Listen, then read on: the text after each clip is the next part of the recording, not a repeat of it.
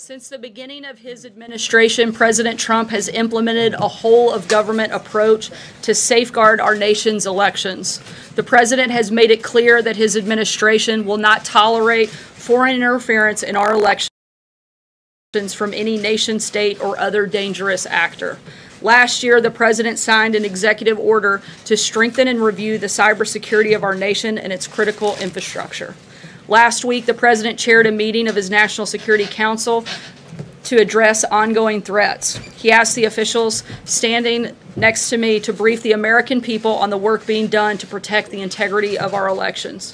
Efforts are underway to provide cybersecurity assistance to state and local authorities and actions to investigate, prosecute, and hold accountable those who illegally attempt to interfere in our political and electoral process.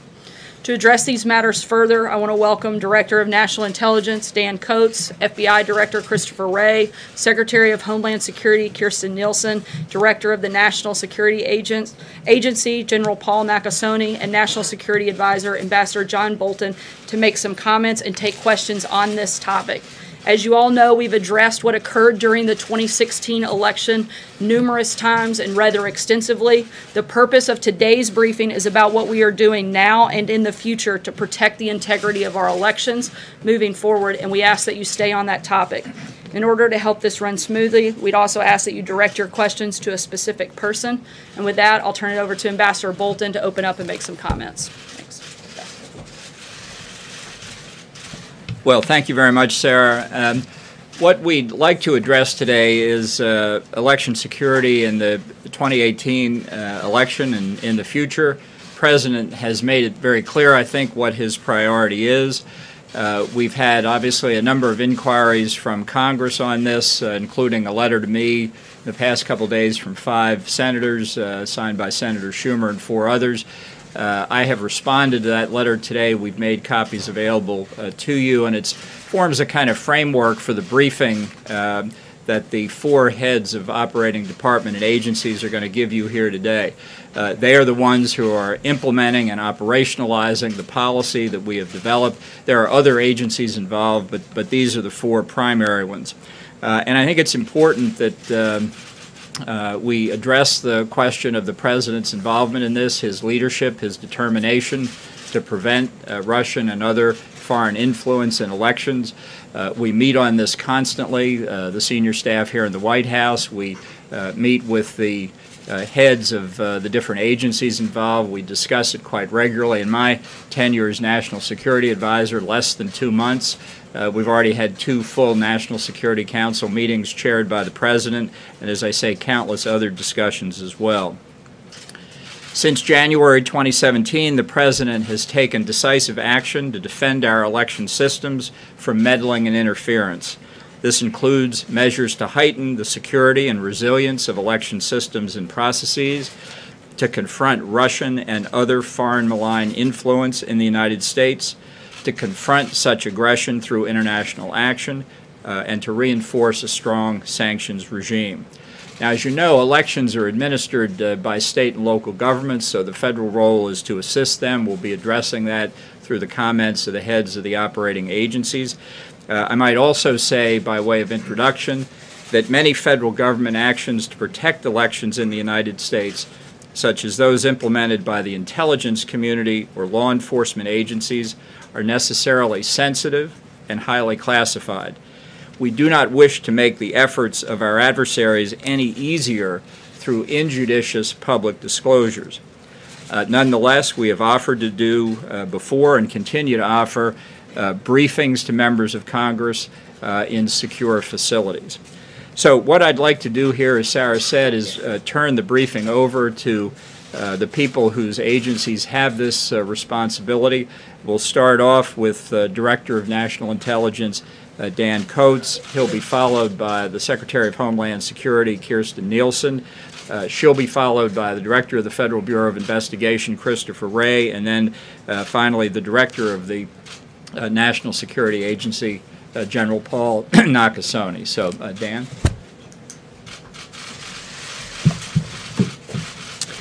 Well, as Director of National Intelligence, I would like the American people to know that the intelligence community and all of its agencies are postured to identify threats of all kinds against the United States. The President has specifically directed us to make the matter of the election meddling and securing our election process a top priority, and we have done that and are doing that and will continue to do so. We have incorporated the lessons learned from the 2016 election and implemented a broad spectrum of actions to share more information across the federal government, as well as with state and local governments, and also with the public and the private sector. The intelligence community continues to be concerned about the threats of upcoming U.S. elections, both the midterms and the presidential elections of 2020. In regards to Russian involvement in the midterm elections, we continue to see a pervasive messaging campaign by Russia to try to weaken and divide the United States.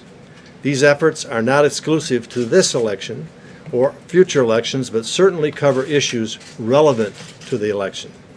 We also know the Russians try to hack into and steal information from candidates and government officials alike.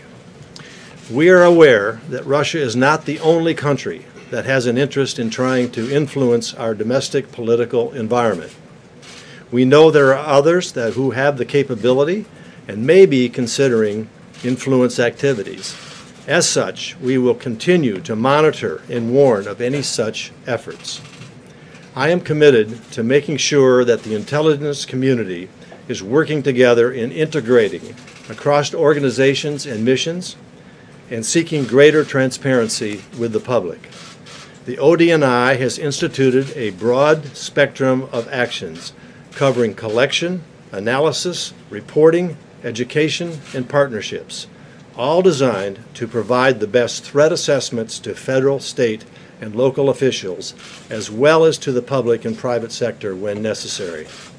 For example, my office leads the interagency working group, now meeting weekly, as a push towards November, with Department of Justice, FBI, Department of Homeland Security, CIA, and NSA, inclusive of regional cyber and counterintelligence experts, all focused on ensuring election security and integration of our efforts. The intelligence community's focus right now is persistent support to the FBI, to the Department of Homeland Security, and other agencies in their election responsibilities, and my office is ensuring these organizations receive timely and proactive intelligence community support.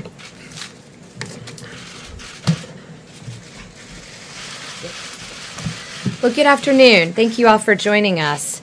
I want to start by briefly mentioning that on Tuesday, DHS hosted the first National Cybersecurity Summit. This brought together government, industry leaders, and academia to discuss opportunities to join forces to counter threats to our nation's critical infrastructure. I want to thank all of those who joined us from academia, government, and the private sector, all who participated, and those who signed up to concrete actions to confront cybersecurity challenges.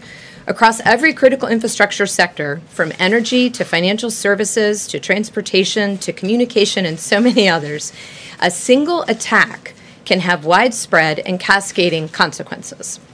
I look forward to working with the nation's leading minds in the digital realm as we stand up the National Risk Management Center. But it's not just risk to our prosperity, privacy, and infrastructure we have to worry about, and that's why we're here today. Our democracy itself is in the crosshairs. Free and fair elections are the cornerstone of our democracy, and it has become clear that they are the target of our adversaries who seek, as the DNI just said, to sow discord and undermine our way of life. I fully share the intelligence community and the ODNI's assessments, past efforts, and those today to interfere with our election and of the current threat. Our adversaries have shown they have the willingness and capability to interfere in our elections. DHS has and continues to work closely with state and local election officials throughout the country by offering a range of services to help identify weaknesses in their election systems. Whether it's offering no-cost voluntary technical assistance or sharing best practices for securing online voter registration databases, or providing technical advice on ransomware and destructive malware, our department stands ready to provide tailored support based on each jurisdiction's unique needs. This is yet another example where one size does not fit all. I am pleased to inform you that to date, all 50 states, the District of Columbia, and over 900 local governments have partnered with DHS in order to bolster the resilience of the nation's election infrastructure. Various states also have organic capabilities and are engaging with the private sector and academia to improve the security of elections. Election infrastructure is not a destination. It requires aggressive and ongoing vigilance. Everyone must play their role to ensure that every vote is counted and is counted correctly. All of us up here today, members of Congress, state and local election officials, and the public. As all of us up here today gain new insights into potential adversaries and campaigns, we are committed to providing our partners with the government's best intelligence and information available. The progress we have made is real, and the nation's elections are more resilient today because of the work we are all doing. But we must continue to ensure that our democracy is protected. Thank you for being here, and I'll turn it over to Director Wray.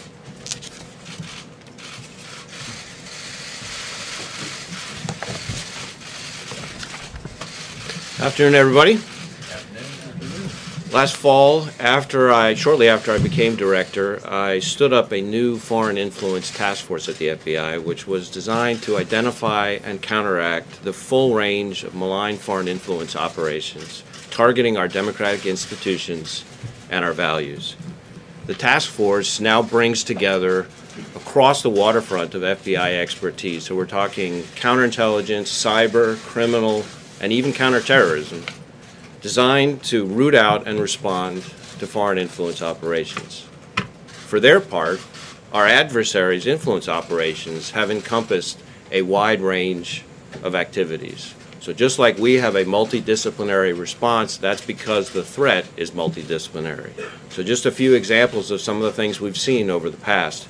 Targeting U.S. officials and other U.S. persons through traditional intelligence tradecraft, criminal efforts to suppress voting and provide illegal campaign financing, cyber attacks against voting infrastructure along with computer intrusions targeting elected officials and others, and a whole slew of other kinds of influence, like both overtly and covertly manipulating news stories, spreading disinformation, leveraging economic resources, and escalating divisive issues. But it's important to understand this is not just an election cycle threat. Our adversaries are trying to undermine our country on a persistent and regular basis, whether it's election season or not. There's a clear distinction between, on the one hand, activities that threaten the security and integrity of our election systems, and on the other hand, the broader threat of influence operations designed to manipulate and influence our voters and their opinions. With our partners, we're trying to counteract both threats. We have three pillars to our operational strategy. The first pillar is our investigations and our operations. And for a variety of reasons, which I hope are obvious, and including operational sensitivities, I'm not going to be able to describe the full extent of those efforts, but I will tell you that our Foreign Influence Task Force works with FBI personnel in all 56 FBI field offices. And even as we speak, we've got open investigations with a foreign influence nexus spanning field offices, FBI field offices across the country. So make no mistake, the scope of this foreign influence threat is both broad and deep. Second pillar, I said there were three pillars. The second is focused on information sharing and intelligence sharing. We're working closely with our partners in the intelligence community and in the federal government, as well as with our state and local partners, to establish a common operating picture. Just last week, as an example, we disseminated a list to our state and local law enforcement partners of various foreign influence indicators for them to be on the lookout for, things like malicious cyber activity, social abnormalities, and foreign propaganda activities. The idea is to marshal additional eyes and ears in the fight. We're also working with our international partners to exchange intelligence and strategies for combating the threat, because this is, after all, a shared threat with our allies. The third pillar of our approach is based on our strong relationships with the private sector. Technology companies have a frontline responsibility to secure their own networks, products, and platforms, but we're doing our part by providing actionable intelligence to better enable them to address abuse of their platforms by foreign actors. So this year we've met with top social media companies and technology companies several times. We've given them classified briefings, we've shared specific threat indicators and account information, and a variety of other pieces of information so that they can better monitor their own platforms. The reality is it's going to take all of us working together to hold the field because this threat is not going away. As I have said consistently, Russia attempted to interfere with the last election and continues to engage in malign influence operations to this day. This is a threat we need to take extremely seriously and to tackle and respond to with fierce determination and focus. And together with our partners, both those here and some of the other partners we've talked about, I'm confident that we can protect the integrity of our democratic institutions and maintain public confidence in our electoral process. Thank you.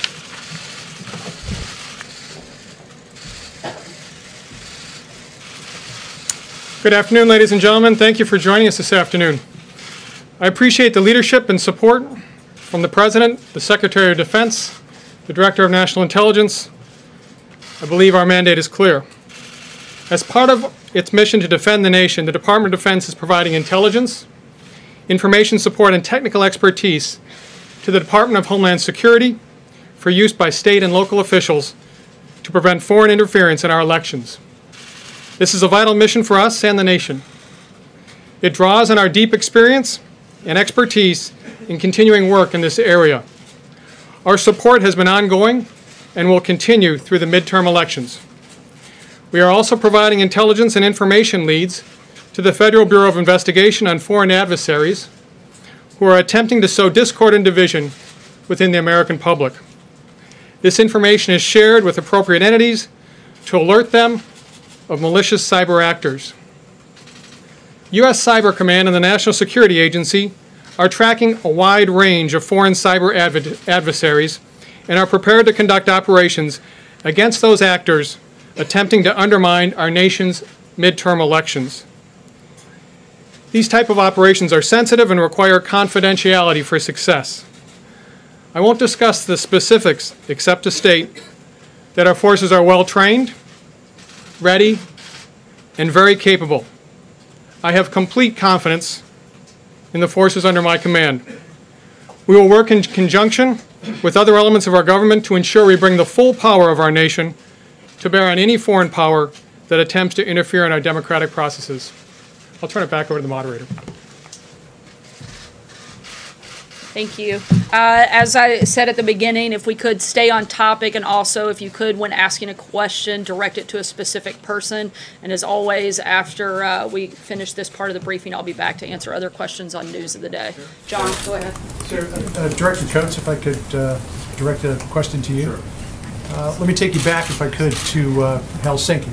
The President seemed to indicate that he may believe Vladimir Putin when he says he didn't have any influence in the 2016 election. What is your belief about the Russian government involvement in meddling in 2016? And if, as you say, Russia continues to try to influence our electoral process, does that mean that nothing much came of the meeting with Putin, or is it other than government actors who were involved here? Well, in relationship to the 2016 election, of course, none of us were in office at that particular time, but both the President, the Vice President, I think everyone on this stage has acknowledged the fact that the ICA was a correct assessment of what happened in 2016. We have subsequently made the determination to make this a top priority, that it doesn't happen again, and we're throwing everything at it, and we will have, and we'll be discussing that here today. Relative to my discussions with the President on whatever issue it is, those I do not go public with that. I don't think that's the proper thing to do. So our focus here today is simply to tell the American people we acknowledge the threat. It is real, it is continuing, and we're doing everything we can to have a legitimate election that the American people can have trust in. In addition to that, it goes beyond the elections. It goes to Russia's intent to undermine our democratic values, drive a wedge between our allies, and do a number of other nefarious things. And we are looking at that also. But today we are here to talk about the elections coming up and what we're doing, ensuring the American people will have If I legitimate. could just clarify, so because both you and Director Ray said that Russia continues to try to meddle in our elections. They do. And influence voters. Are we talking about rogue Russian individuals, or are we talking about the Kremlin? I'm thinking you can both, and even add to that. Russia has used numerous ways in which they want to influence through media, social media, through bots, through actors that they hire, through proxies, all of the above and potentially more. I can't go into any deep details on what is classified, but it's pervasive, it is ongoing with the intent to achieve their intent, and that is drive a wedge and undermine our democratic values. Thank you. I have a question for Director Ray. Thank you. The special counsel, Robert Mueller, has indicted more than 20 Russian officials based on work by the FBI for meddling in the 2016 election. Now, the president has tweeted that investigation by the special counsel is a hoax and should be shut down.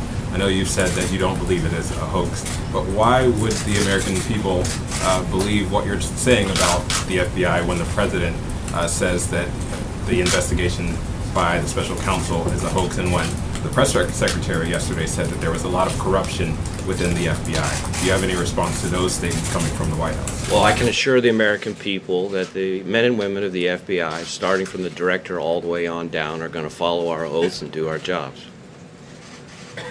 Sarah. Thanks, Sarah. I have a question for Director Coates. Director Coates, how would you characterize the current Russian efforts to meddle in the 2018 election relative to 2016? Is it more intense? Do you see those efforts focused on a particular party? And in general, is the pace of those operations in any way relative to 2014, 2012, or is it more intense? Relative to what we have seen for the midterm elections, it is not the kind of robust campaign that we assessed in the 2016 election.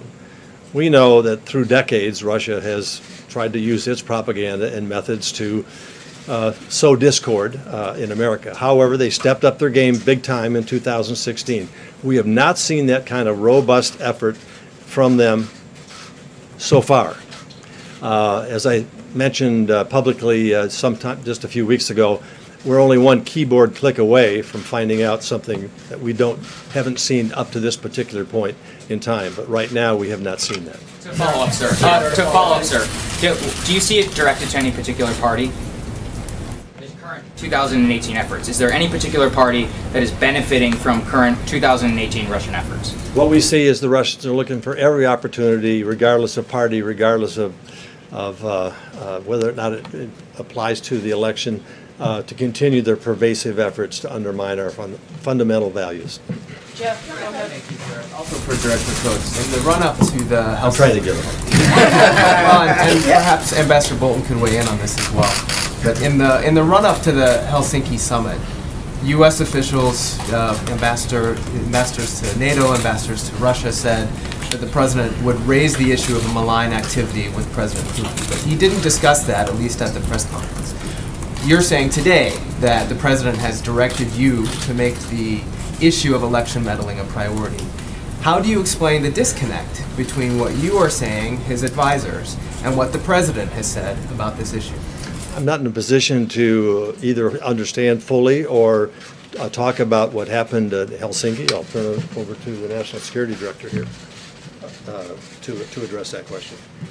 Yeah, the issue was discussed, and in fact, President Putin said, I thought at the press conference, but certainly in the expanded bilateral meeting when the two leaders got together with their senior advisors, President Putin said the first issue that President Trump raised was election meddling.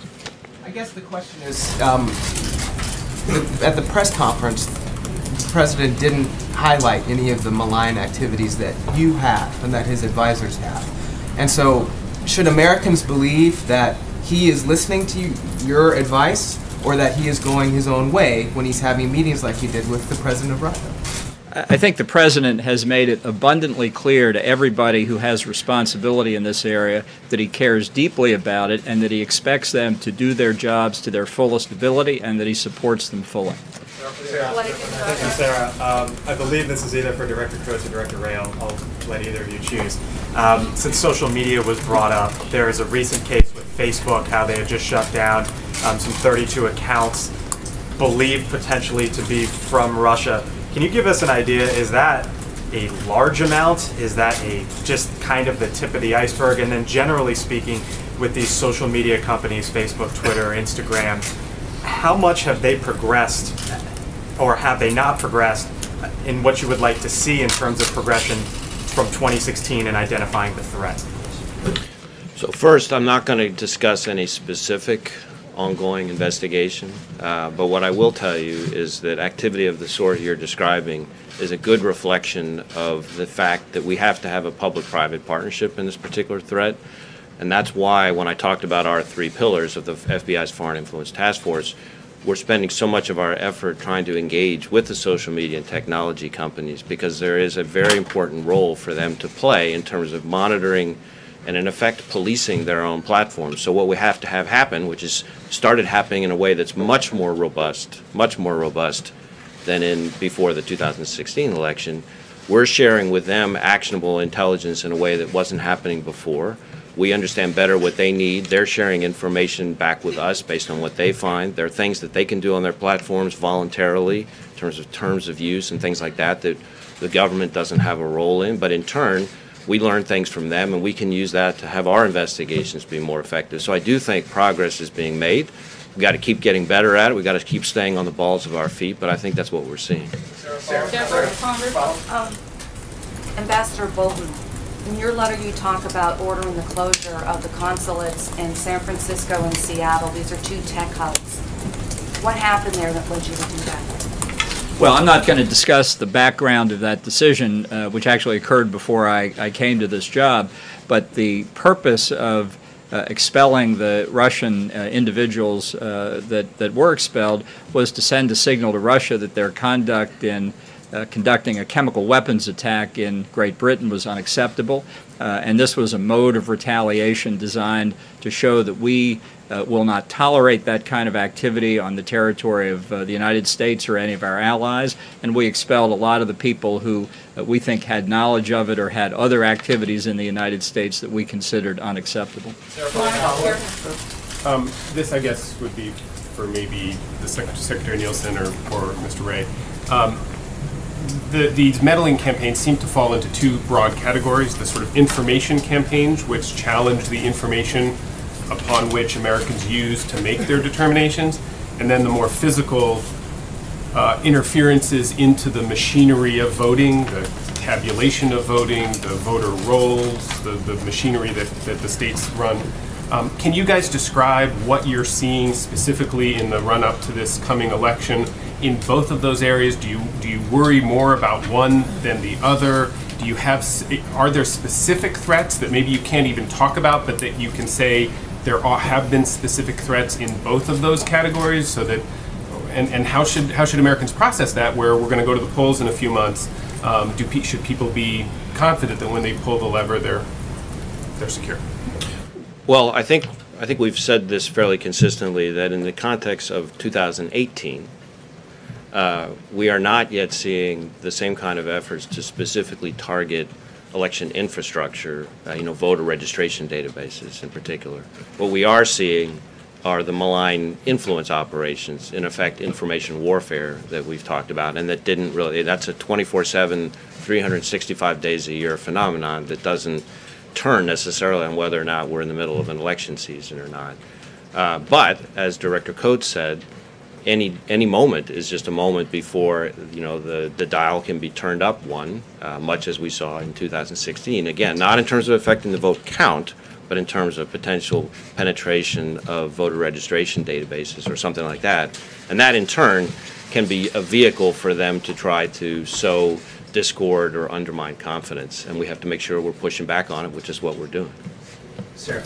Yeah, so just to add, so the way that we're splitting it, we're all partnering together, but your question just shows a little bit of the division of labor. So DHS is focused on the election infrastructure in support of state and locals that have the primary responsibility, and then we support the FBI's efforts in countering foreign influence. But with respect to the infrastructure piece, we have seen a willingness and a capability on the part of the Russians, and so we are working very closely with state and locals to ensure that we're prepared this time round. Part of that is encouraging states to have auditability. So to get to that one part of your question, whatever happens, we want to assure Americans the day after that their vote was counted and it was counted correctly. So regardless of what might happen, we will be prepared, but we also want to make sure we have that auditability. Secretary Nielsen, would a government shutdown on October 1st affect any of these efforts? Election. So what we have done, as you know, is in 2017, DHS designated election infrastructure a critical infrastructure subsector. So we prioritize efforts. So any state that requests a vulnerability assessment, a hunt team, best practices, hygiene scans, et cetera, we will continue to prioritize within our budget. So thank you. We'll take one last question. Sarah, this is for the director and for the general. Can you unpack a little bit more about what you said there? You said there was a question for the director and a question for the general separately. Can you give us a better sense of who specifically has been targeted? We know at least 2 senators have said that they've been targeted by hacking or by people impersonating government officials. Is it members of the Senate, members of the House? Is it Democratic and Republican campaigns? And then a separate question for the general. We follow a procedure that's been agreed on some time ago in terms of when we receive this type of information, it is processed through the leadership of the respective House or chamber, Senate chamber, and then disseminated down to the individual member who was targeted. So we have taken that action that is in place, but I'm not in a position right now to release those names. And would you support legislation imposing sanctions on Russia now that you're saying they have in fact interfered or attempted? Well, we already have those, a lot of sanctions in place, and I would support any efforts that we can collectively put together to send the signal to Russia that there is a price to pay for what they're doing, and if we want to have any kind of relationship whatsoever in dealing with things of mutual interest, the Russians have to stop doing what they're doing, or it's simply not going to happen. And General, have you been ordered at all to, or authorized to conduct any offensive cyber operations in response to this? So my guidance and the direction from the President, Secretary of Defense is very clear. We're not going to accept meddling in the elections, and it's very unambiguous. Will there be additional sanctions for the 13 Russians that were indicted? Thank you all very much. We really appreciate you being here today. Can you explain that you still don't know what happened in Helsinki as the Director of National Intelligence? We'll take a couple more questions on other topics today. Jill, go ahead. Thank you. I want to ask about the president's tweet on North Korea. He was addressing Kim Jong-un, and he said, quote, "I look forward to seeing you soon." Are there plans in place right now, any discussion about a second meeting? And also, he said he received a letter from Kim. What did the letter say, and did it address any of the reports that appear to show that Kim is not actually working towards denuclearization? That's a lot of questions rolled into one. I'll try to address each one, and if I miss something, I'm sure you guys will point it out. He did receive a letter. I believe he received it on August 1st. There is not a second meeting that is currently locked in or finalized. Certainly open to that discussion, but there isn't a meeting planned. We have responded to Chairman Kim's letter. The President has, and that letter will be delivered shortly. Beyond that, I can't get into any further details. Whether he addressed the concerns of potentially building... I can say that the letters addressed their commitment from their joint statement that was made at the Singapore summit, and they're going to continue working together towards complete and total denuclearization. Specifically address that? Again, I can't go any further than what I just told you. Ivanka Trump made two statements this morning at odds with the positions of her father. She said the media are not the enemy of the people, and also called family separation at the border a low point. But what does the president think of those statements? Certainly, the president himself has stated that he doesn't like the idea of family separation. I don't think anybody does. We also don't like the idea of open borders. We don't like the idea of allowing people into our country if we don't know who they are, where they're going, and why they're coming. The president wants to secure our borders, which is why he has asked Congress to fix the law. We haven't been unclear about what our position is here. We want to secure the borders. We want to change the law. It's Congress's job to do that. We'd like them, particularly Democrats, to stop playing political games and step up and do their jobs. Cannot the press be the enemy of the people or not? The president's rightfully frustrated. 90% of the coverage on him is negative, despite the fact that the economy is booming, ISIS is on the run, and American leadership is being reasserted around the world. Just this week, the media refused to cover his remarks in Florida, highlighting efforts on workforce development. In fact, the pooler for the press said that there was no news made, despite the fact that the governor of the state joined with dozens of businesses across the state of Florida to announce thousands of new jobs. That may not be news in Washington, D.C., but I can assure you that it's news in the state of Florida, that people that didn't have a job before this president took office have better opportunity and the opportunity to have a job moving forward. That's actually real news and something that people in the state of Florida and across this country appreciate. And that was totally ignored. Not only that, before a journalist on CNN claimed that the president hadn't taken questions in over a week, despite the fact that same journalist did a live shot from the 2-2 press conference that the president had with the Prime Minister of Italy just moments after making that accusation. With this sort of misinformation and lack of interest that's so pervasive in the media, it's completely understandable for the president to be frustrated. John Decker. Sorry, John Decker, go ahead. Thanks a lot, Sarah. I wanted to ask you about the conference call that took place yesterday involving U.S.-China trade relations. Is there a timeline as to when or if the president may pull the trigger and impose harsher sanctions on China, harsher tariffs on China? We're continuing to monitor that process, and when we have an announcement on that, we'll certainly let you know. Sarah, is the goal at the end of the day, really quickly, is the goal at the end of the day to get China back to the negotiating table the way they were at the negotiating table with American trade officials just a few months ago? The goal at the end of the day is to end the unfair trade practices that China has engaged in for decades and that the administrations before this president have ignored. Jonathan. Returning to the question of election security, the president has said other people also may have been involved in the efforts to interfere with the 2016 election. Any of the people that we saw up here, has there been any evidence from the intelligence community that there were others besides Russia that were involved in election meddling? Certainly we know there are others, and we know that there are others that are considering making attempts in 2018, which is what our focus is moving forward. As you know, none of us were here in 2016, but we're here now, and the individuals that were standing up here just moments ago, the focus and the full weight of the government asked by the president and directed by the president is to protect the election infrastructure in 2018 and moving forward, and that's exactly what we're going to do. But who were the others? Who were the others that were involved in interference? I can't get into specific details, but our intelligence shows that there are a number of others that are looking at and considering engaging, particularly in 2018. And he also said that they're trying to help Democrats. He suggested that the Russians would be trying to help Democrats in the midterm elections. Has there been any evidence whatsoever that Russians are trying to help Democrats in 2018? Well, I think you can see just from what took place over in the Facebook. I know Director Wray wasn't at liberty to speak about the specifics, and I can't get into a lot of them, but I can tell you that a number of them were anti-President Trump, and that certainly isn't helping Republicans. John? Sarah? Sorry. Oh, I'm sorry, I called him before. Sorry, go ahead. I wanted you to respond, if you could, to the CAFE standards rule that was proposed by the administration today. The 20 states attorney general that have already said that they will sue this administration. This is part of their complaint. They say, freezing or weakening these standards put the health of our children, seniors, and communities at risk. It also increases the rising cost of climate change for our states. The administration's response would be what? That the reporting that we're reversing Obama-era fuel efficiency standards and preempting the tougher California standards is simply false.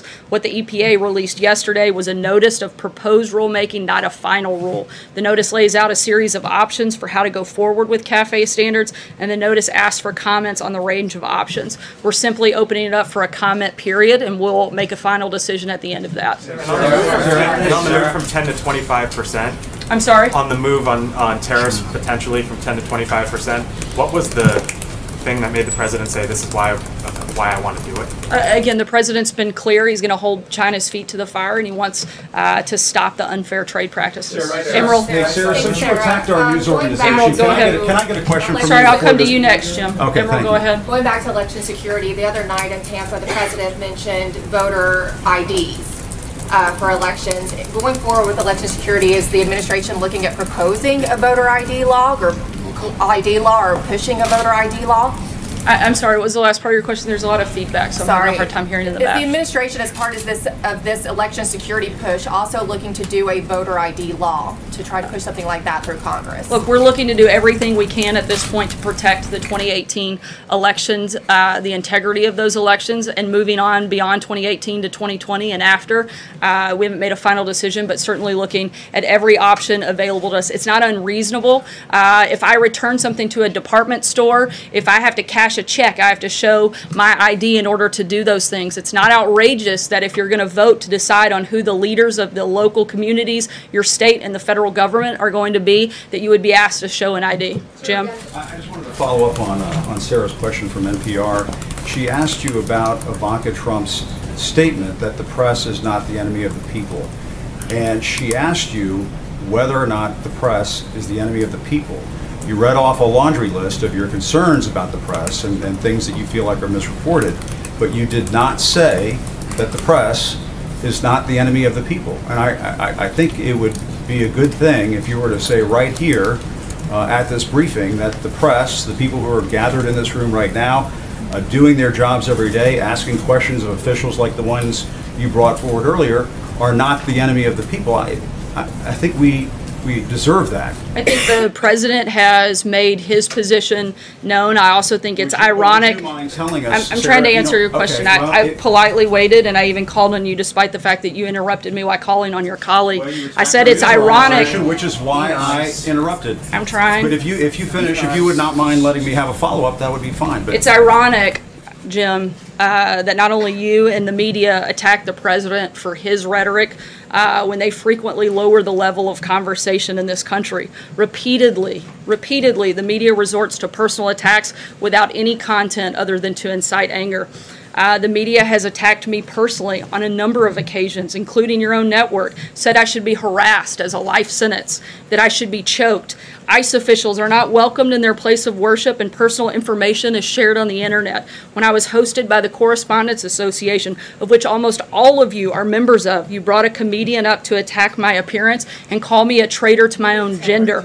In fact, as I know, as far as I know, I'm the first press secretary in the history of the United States that's required Secret Service protection. The media continues to ratchet up the verbal assault against the president and everyone in this administration, and certainly we have a role to play, but the media has a role to play for the discourse in this country as well. And Sarah, if you don't mind, if I may follow up, excuse me, you did not say in the course of those remarks that you just made that the press is not the enemy of the people.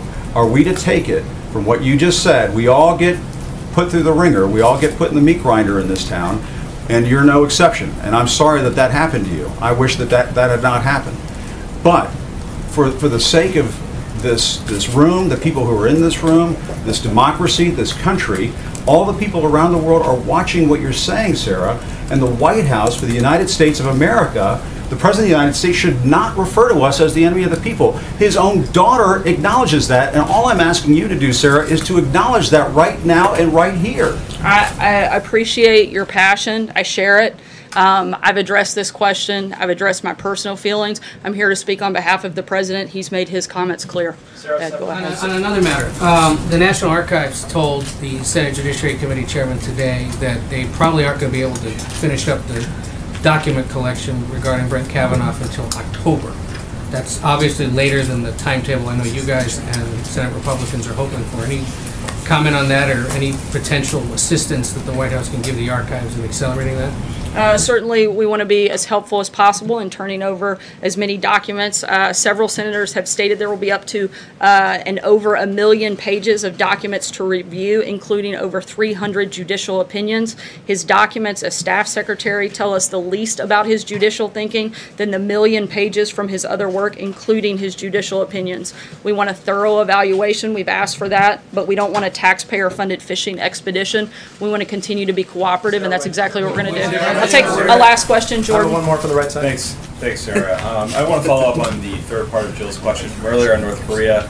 We're nearing now the 2-month mark from the Singapore summit. So is the president satisfied with the progress North Korea is making toward denuclearization? The president won't be completely satisfied until all of Korea has been denuclearized. We're going to continue moving forward. We've seen steps of progress and continued cooperation. We're incredibly grateful and thankful for the remains of the service members that were returned yesterday, and we're going to continue to work with North Korea. I think that's a great place to close out. Thanks so much, guys. Have a good day. Are you going to sanction the 13